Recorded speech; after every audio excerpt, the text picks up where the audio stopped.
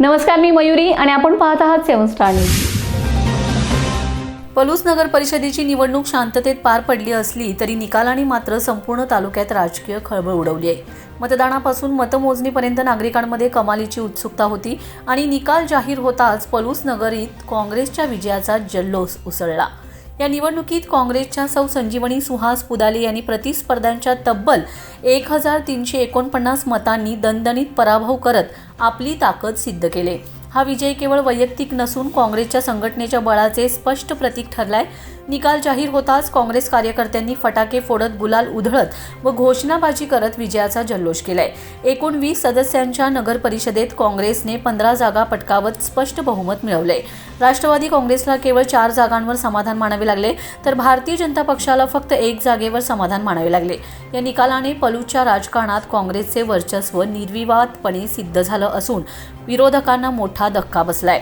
निवडणूक काळात सर्वच पक्षांनी जोरदार प्रचार केला होता, मात्र मतदारांनी काँग्रेसच्या बाजूने स्पष्ट कौल देत विश्वास व्यक्त केलाय। मतमोजणी दरम्यान कोणताही अनुचित प्रकार घडू नये यासाठी पोलिसांचा कडक बंदोबस्त ठेवण्यात आला होता आणि संपूर्ण प्रक्रिया शांततेत पार पडली।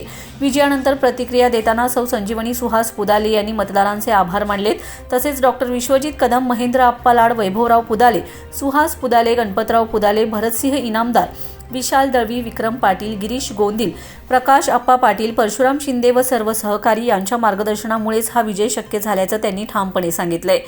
आज संपूर्ण महाराष्ट्रामध्ये नगरपालिकेचे निकाल हे जाहीर झालेले आहेत आणि त्यामध्ये सांगली जिल्ह्यातील पलूस कडेगाव विधानसभा मतदारसंघातील माझ्या मतदारसंघातील पलूस नगरपालिकेचा निकाल हा नुकताच जाहीर झालेला आहे आणि मला आनंद होतो आणि की पलूस नगरपालिकेवर पुन्हा एकदा स्वर्गीय पतंगरावजी कदम साहेबांच्या विचारांचा वारसा हा कायम पलूसच्या जनतेने ठेवलेला आहे आणि पलूसचे नगराध्यक्ष हे काँग्रेस पक्षाचे हे विजयी झालेले आहेत आणि एकूण 20 नगरसेवकांपैकी 15 नगरसेवक हे काँग्रेस पक्षाचेही विजय या ठिकाणी झालेले आहेत।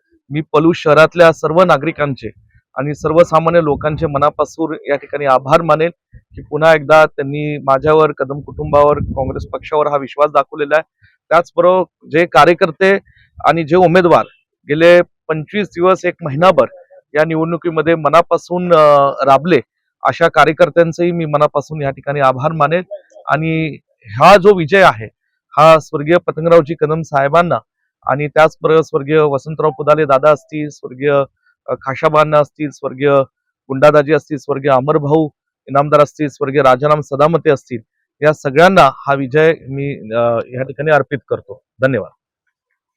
पलूसच्या पाणीपुरवठा, स्वच्छता, रस्ते, आरोग्य व मूलभूत सुविधांच्या विकासासाठी प्रामाणिक आणि आक्रमकपणे काम करू असा निर्धार यावेळी त्यांनी व्यक्त केलाय। कदम साहेबांची प्रेरणा माननीय बाळासाहेब कदम आणि महेंद्र आप्पा लाड यांनी पलूसच्या सर्व ज्येष्ठ नेत्यांना हाताशी घेऊन विकास कामांच्या जोरावर काँग्रेसची निवडणूक लढवली आणि जनतेने सुद्धा सर्वांच्यावर विश्वास ठेवून अतिशय चांगले उमेदवार असल्यामुळे नगराध्यक्षासह 15 उमेदवार काँग्रेसचे निवडून दिले। हा विकास कामाचा विजय स्वर्गीय वसंतरावजी पुदाले दादा, स्वर्गीय गुंडादाजी, स्वर्गीय खाशाबांना, स्वर्गीय अमरभाऊ इनामदार, स्वर्गीय राजाराम सदामते बापू यांच्या प्रेरणेनं आणि बाळासाहेबांच्या नेतृत्वाखाली पलूस शहराचा विकास चांगल्या पद्धतीने करू आणि सर्व मतदारांनी हा जो विजय दिलेला आहे त्या विजय दिल्याबद्दल शतशः सगळ्यांचे आभार मानतो।